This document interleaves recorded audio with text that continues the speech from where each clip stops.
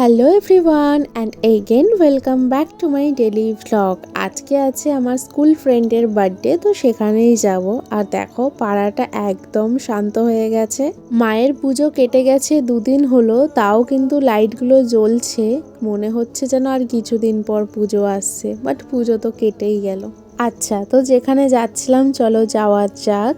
আর এই হচ্ছে আজকে আমাদের বার্থডে গার্ল সমৃতা, আর এই হলো ওর হাজবেন্ড। তো দুজনকে বেশ ভালো লাগছে একসাথে। আর এখন কেক কাটিং চলবে। সমৃতা হচ্ছে আমার স্কুল ফ্রেন্ড, তোমরা হয়তো ওকে আমার ভ্লগে ফার্স্ট টাইম দেখছো। স্কুল ফ্রেন্ড বুঝতেই পারছো, এখন সেইভাবে দেখা সাক্ষাৎ হয় না, তবে ওর সাথে আমার সম্পর্কটা কিন্তু খুবই ভালো। সেই ক্লাস 5 থেকে এখনো পর্যন্ত যে আমাদের বন্ডিংটা এতটা ভালো আছে, এটাই অনেক বড় ব্যাপার। কেক কাটিং হয়ে যাওয়ার পর ও এক এক করে সমস্ত গিফটগুলো ওপেনিং করছে। ফার্স্টেই ও আমার গিফট ওপেনিং করেছে, তারপরে বাদবাকি সবার গিফট ওপেনিং করছে।